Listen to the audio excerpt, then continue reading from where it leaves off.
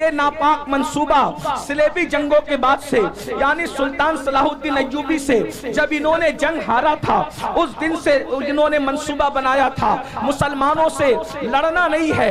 अच्छी तरह याद रखना, इस्लाम दुश्मन ताकतों का प्लान है, मुसलमानों से लड़ना नहीं है। जमीन के ऊपर लड़ो तो इनसे कोई जीत नहीं सकता।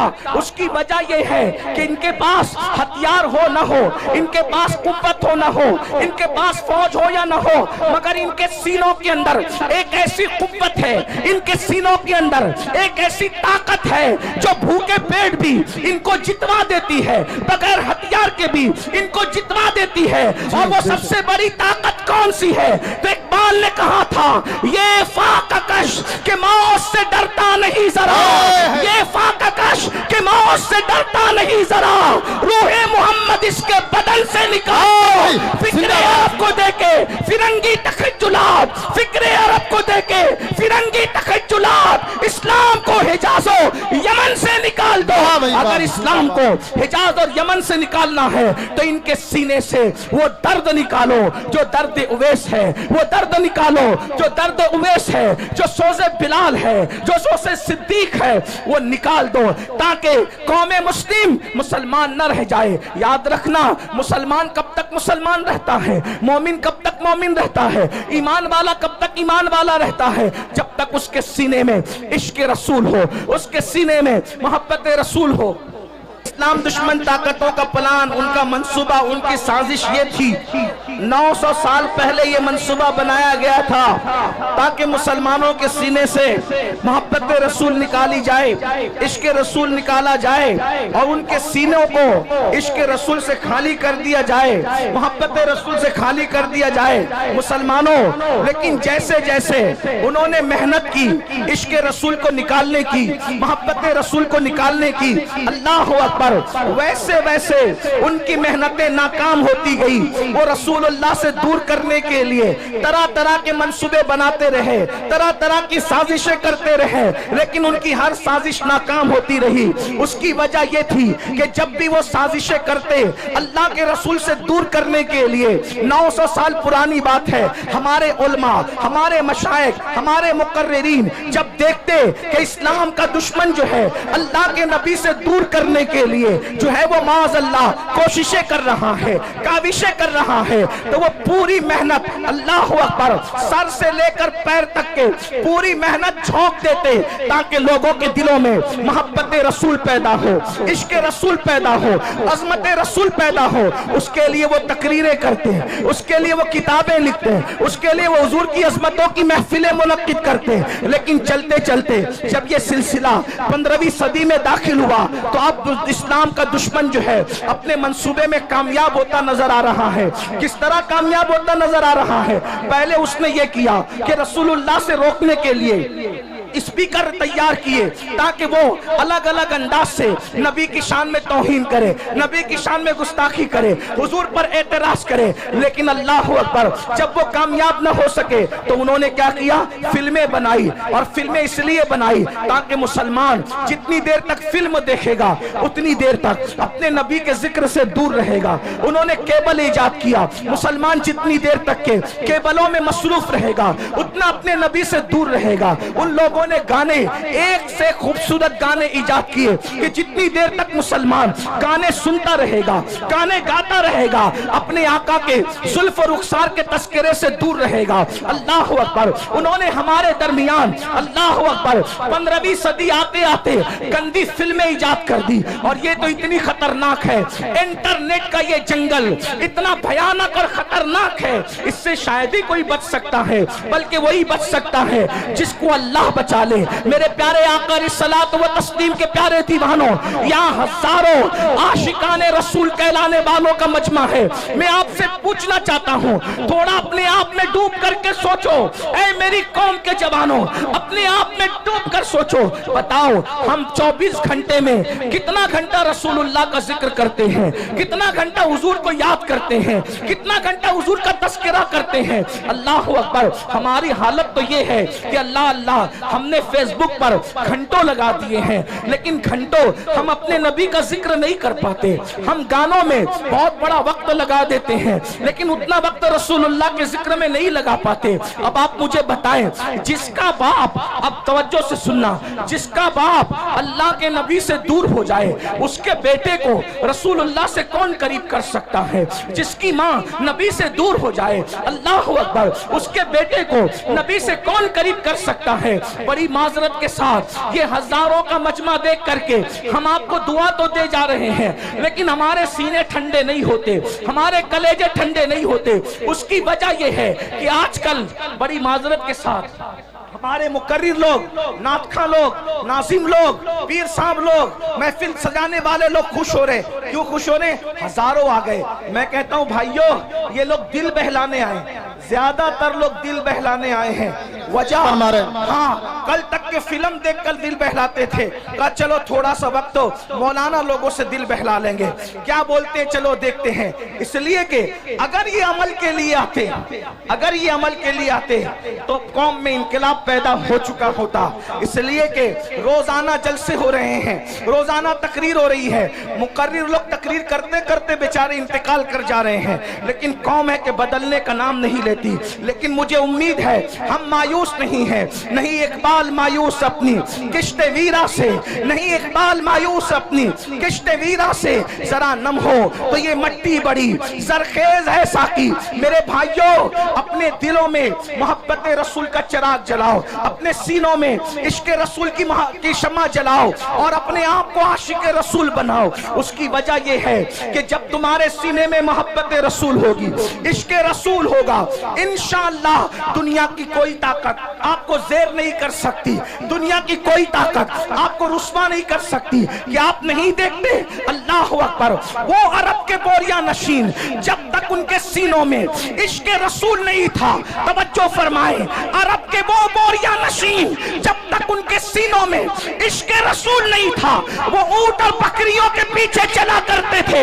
लेकिन जब से मेरे नबी का इश्क सीने में पैदा हुआ, जमाना उनके पीछे चलता है, वो कौमों के आगे। जिंदाबाद, नारे तकबीर, नारे रिसालत, मसलके आला हजरत और से मुक़द्दस सादात इकराम हजरत अल्लामा सैयद अमीनुल कादरी साहब किबला, नारे हैदरी हुजूर सैयद आसिफ मियां साहब किबला।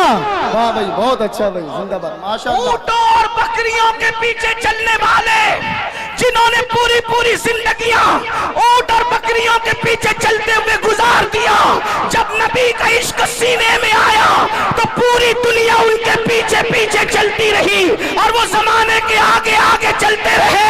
अरब की तारीख ने बता दिया, अगर दुनिया को पीछे चलाना है तो आमिना के लाल की मोहब्बत को सीने में पैदा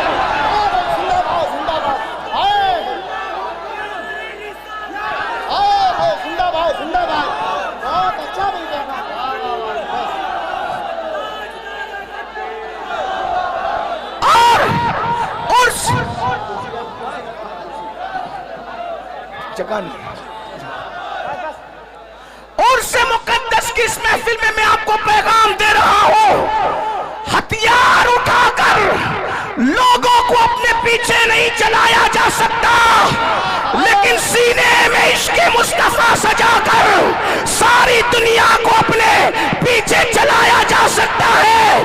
बल्कि वल्लाह इश्क वाला इतना ऊपर जाता है, इतना ऊपर जाता है, इतना ऊपर जाता है कि काबे की छत तलवों में नजर आती है और बिलाल काबे की छत पे है।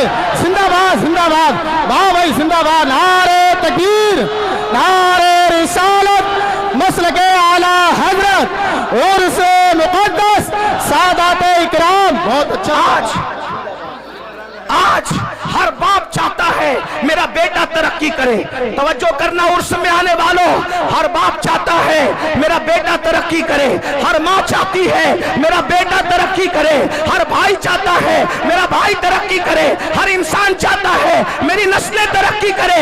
मैं कहता हूँ मुसलमान, इससे बढ़ के तरक्की क्या होगी, इससे बढ़ के तरक्की क्या होगी?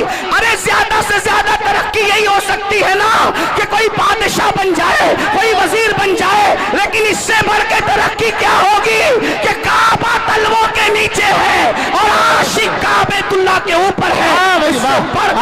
और वो भी किसको तवज्जो फरमाए, सारे गोरे चिट्टे अरब वाले जमीन पे खड़े हैं, सारे गोरे चिट्टे अरब वाले जमीन पे खड़े हैं, लेकिन वो बिलाल हबशी जिसका रंग काबतुल्लाह के गिलाफ का जलवा लेकर के है, जिसका रंग काबतुल्लाह के गिलाफ का जलवा लेकर के है, वो सरकार बिलाल हबशी रज़ी अल्लाह तबारक व तआला अन्हु अल्लाह अल्लाह काबे की छत के ऊपर खड़े होकर के अजान पढ़ रहे हैं, अजान। और आप जानते हैं मेरे भाइयों, जब बिलाल ने अजान पढ़ना शुरू किया तो कुछ लोगों ने ये कहा क्या माज़अल्लाह मोहम्मद को कोई और न मिला था अजान दिलवाने के लिए, बल्कि एक शख्स ने तो ये कह दिया, देखो नकल कुफ्र न बाशद। एक शख्स ने ये कहा कि देखो इस काले कौवे को कि ये काबेतुल्लाह की छत पे है,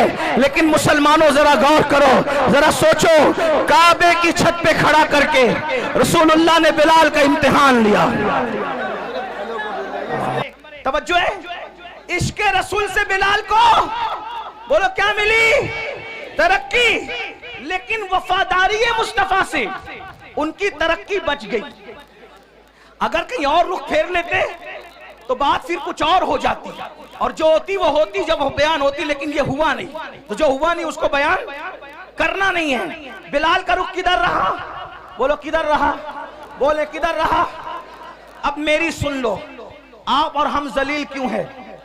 आप हम रुस्वा क्यों है? आप हम बर्बाद क्यों है? आप हम तबाह क्यों है?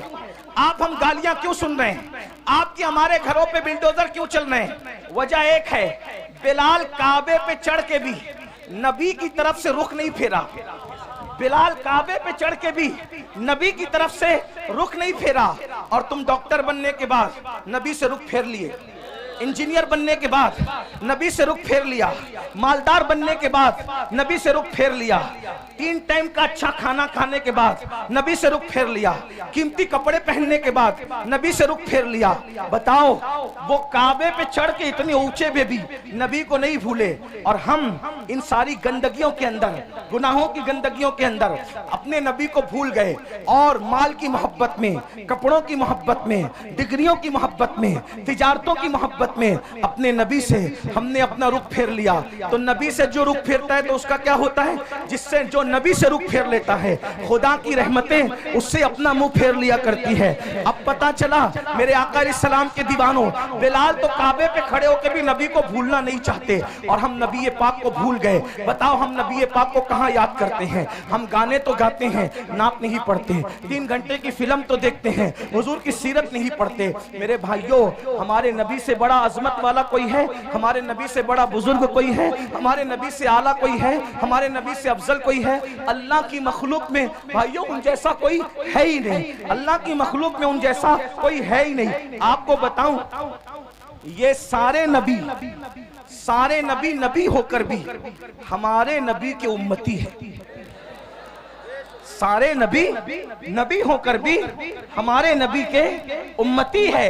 और साथ में क्या, जो निस्बत उम्मती को नबी से हुआ करती है, जो निस्बत उम्मती को नबी से हुआ करती है, वो निस्बत सारे नबियों को मेरे नबी से है। यानी सारे उम्मती किसके नियाजमंद होते हैं? अपने नबी के। तो ये सारे अंबिया जो हैं वो किसके नियाजमंद हैं? मेरे नबी के। बल्कि जमीन के ऊपर ही नहीं, मैदान महशर में भी सबको अगर नियाजमंदी की तमन्ना होगी तो रसूलुल्लाह की निगाह रहमत की तमन्ना होगी। मेरे इमाम तो ये कहते हैं, उस दिन खलील भी तमन्ना कर रहे होंगे कि काश ये आमिना के लाल की नजर मुझ पर पड़ जाए। और मेरे इमाम यूं कहते हैं, वो जहन्नम में गया जो उनसे मुस्तगनी हुआ, वो जहन्नम में गया जो उनसे मुस्तगनी हुआ है। खलीलुल्लाह को हाजत रसूलुल्लाह की, बस पैगाम यही देना था। आज हम रसूलुल्लाह से दूर हुए हैं, रुसवाई का सबब यही है, जिल्लत का सबब यही है। हमारे बच्चे, उनका ईमान और अकीदा हम महफूज ना रख सकेंगे अगर हम हुजूर से लोगों को जोड़ने में नाकाम रहे। मेरे भाइयों, इसलिए इस उर्स का पैगाम ये है, अपने बच्चों के सीनों में इश्क रसूल पैदा करो। खुद के सीनों में पैदा होगा तो बच्चों के सीने में, माएँ और बहनें मौजूद हैं, अपने बच्चों के सीने में इश्क रसूल पैदा। और कैसा इश्क रसूल, अगर आप सुनने के लिए मूड में हैं तो मैं एक बात आपको सुना। कैसा इश्क रसूल? हमारा इश्क रसूल ये है कि अगर अस्सलातु खैरुम मिनन नौम बोलकर हमें मस्जिद बुलाया जाए तो इश्क रसूल हमारा इतना कमजोर है कि हमारा इश्क हमें मोहल्ले की मस्जिद में भी नहीं ले जाता। आपकी तवज्जो, बहुत अहम नुक्ते पे गुफ्तगू आती है और इसी पे शायद खत्म होती है। आपने सुनने के लिए हिम्मत दिखाई तो मैं भी कुछ बोलने के लिए हिम्मत दिखा रहा हूं, वरना मैं तो खत्म ही कर रहा था। तवज्जो है आपकी। अजान की आवाज सुनकर जो मोहल्ले की मस्जिद तक ना ले जा सके, इतना कमजोर इश्क, फिर वो जन्नत में क्या ले जा सके? असल में इश्क कमजोर नहीं होता, आशिक कमजोर होता।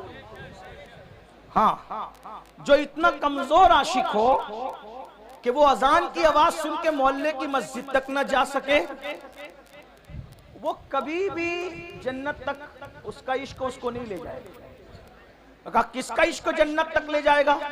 मैंने कहा वो जो नबी की आवाज को सुनकर, नबी की आवाज तो नबी की आवाज है, बल्कि नबी जिसको मुकर्रर कर दे आवाज देने के लिए, वो उस आवाज को सुनकर पहली रात की दुल्हन को छोड़कर मस्जिद नहीं आता, बल्कि सर कटाने के लिए मैदान में आ जाता है। देख रहे?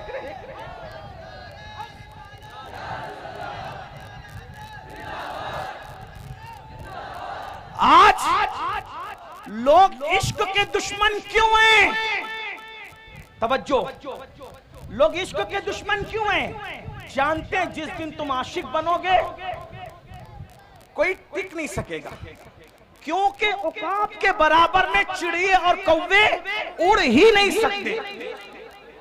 औकात के बराबर में, औकात देखा है? शाहीन, बाज, औकात के बराबर में चिड़िया और कौवे उड़ ही नहीं सकते, क्योंकि वो बहुत ऊंचा उड़ता है।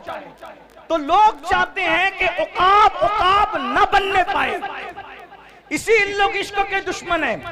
हर फिल्म का उन्वान इश्क, हर सीरियल का उन्वान इश्क, हर गाने का उन्वान इश्क। आपसे पूछता हूं, ये इश्क नहीं है, ये इश्क से हटाने का एक जाल है। जैसे अगर आपने कभी मछली का शिकार किया हो या चूहे को मारने के लिए पिंजरा रखा हो, तो मछेरे क्या करते हैं? हमारे यहाँ उसको सिद्दूड़ कहते हैं। सिद्दूड़, आपके यहाँ क्या कहते हैं नहीं पता। एक छोटा सा नहीं, एक कीड़ा होता है, बहुत बारीक सा पतला सा कीड़ा होता है, गेसा, गेसा कहते हैं हमारे, उनको सिद्दूड़ कहते हैं। वो मछली को बहुत पसंद है, तो क्या करते हैं पता है? मछली को पसंद है तो वो सिंदूर लगाकर, गेसा लगाकर कि हम तुझे खिला रहे हैं, मगर वो खिलाते नहीं हैं। उसके पीछे एक नोकीला वो होता है? हाँ, वो आता है चारा खाने, मछलियां आती है चारा खाने, लेकिन उसके हलक में वो कांटा फंसता है और मछली से हमेशा के लिए दरिया छूट जाता है। यही है ना? बहुत कीमती बात है। जाय करना है, आप जाय करो टांडा वालों, आपकी मर्जी है। हम जैसे फकीर बहुत दिनों तक आपको इस तरह जगा न सकेंगे, इसलिए कि जिंदगी का भरोसा क्या है, कौन रहे कितने दिन। लेकिन याद रखना, हम रहे न रहे, हमारी ये सदाए बाज़गश्त तुम्हें कयामत तक बेचैन और मुस्तरिब करती रहेगी। तो तरीका क्या है? वो घेसा लगा करके कांटा चुबाया जाता है और हमेशा के लिए मछली से दरिया छुड़वा दिया जाता है। और बताओ, जब मछली दरिया से दूर हो जाती है, वो तो आई थी खाने के लिए, क्या जिंदा रह पाती है? क्या इज्जत से रह पाती है? अरे जब तक दरिया में थी, दरिया की रानी थी मछली। जब तक दरिया में थी, दरिया की रानी थी, दरिया उसकी मिल्कियत थी। वो दरिया काजिम सरमाया थी, उसका कोई कुछ बिगाड़ नहीं सकता था, लेकिन वो बुरा और घिसे का उसके लालच में आई, कांटा चुभा, अब तड़प रही है। पहला काम दरिया छूटने पर तड़प रही है, दूसरा काम मर गई है, तीसरा काम बाजार में बेची गई है, चौथा काम जलील उसको खरीद रहे हैं। तवज्जो करें, मछली ने एक काम किया, दरिया छूटा, किसकी लालच में? घीसे की लालच में। दरिया छूटा, मरी, जलीलों के रुस्वाओं के हाथों बिकी, बिकने के बाद छुरे से कटी, कटने के बाद टुकड़े टुकड़े हुई, टुकड़े टुकड़े होने के बाद जली, जलने के बाद हर नापाक और पाक के मुंह में आई और दांतों तले पिसी, और पिसने के बाद पेट में गई। अब मेरी ज़बान अदब खामोश है, लेकिन कहूंगा जरूर अगर समझ सको तो। जब पेट में गई तो नापाकी बनी। ये मेरे दिल का दर्द है, कोई समझ सकता है तो समझ ले, इस पे बात पूरी कर दूंगा। तवज्जो, बहुत तवज्जो, बहुत तवज्जो। जल की रानी मछली मलकाए दरिया गंदगी और फुजले में बदली कैसे? कैसे बदली? उसके बुरे दिन कैसे आए अच्छे दिन की बजाय?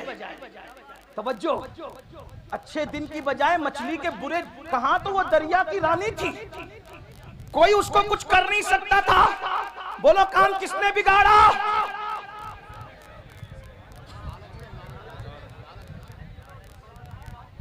काम किसने बिगाड़ा? काम किसने बिगाड़ा? घीसे को नहीं पहचाना उसने घीसे को अपनी गिजा समझी, नहीं जानती थी कि उसके पीछे मकसद क्या है। रानी क्या बन गई? फुजला, गंदगी, नापाकी, बदबू, गलाजत, पाखाने में तब्दील हो गई। कौन? दरिया की रानी। रानी का राज गया, वतन छूटा, फुजला बन गई फुजला। अब मैं आपको फुजला तो नहीं कहूंगा, लेकिन इतना जरूर कहूंगा, ये दिन आए कैसे? मछली रानी बनी थी दरिया की, और आप पूरी सल्तनत के बादशाह बने थे। मछली दरिया से वफा कर रही थी, जब तक दरिया में थी सब कुछ थी, और तुम इश्क मुस्तफा से वफा कर रहे थे, तब तक सब कुछ थे। बादशाह तुम थे, ताजदार तुम थे, आका तुम थे, मावा तुम थे, मौला तुम थे। जमाना भिखारी था, तुम भीख दे रहे थे। जमाना, तुम उस्ताद बने हुए थे। तुम्हारे घरों में अब्बे दादे नौकरियां कर रहे थे, जो आज इतरा रहे हैं। अब्बे दादे नौकरियां कर रहे थे, जो आज इतरा रहे हैं, जो आज आप पे हंस रहे हैं। नौकरियां कर रहे थे आपके दादाओं की, अब्बाओं की, लेकिन क्या हुआ? फिर इन्होंने सोचा कि मुसलमान इश्क का बंदा है, मुसलमान इश्क का बंदा है। इश्क से हटाने के लिए इश्क का जाल बिछाया जाए। ठीक जैसे मछली को दरिया से निकालने का, अगर डायरेक्ट कांटा डालते तो निकाल पाते नहीं, तो डायरेक्ट अगर जिना, पाप, जुआ और शराब का कांटा डालते, कोई मुसलमान नहीं जाता। मुझे यकीन है मेरी कौम कितनी भी नीचे सतह पे चली जाए, वो कभी नबी के गद्दार नहीं हो सकते। कोई मुसलमान नबी का गद्दार कभी नहीं हो सकता। लेकिन जैसे मछली को घीसे से फंसाया, वैसे तुमको किससे फंसाया?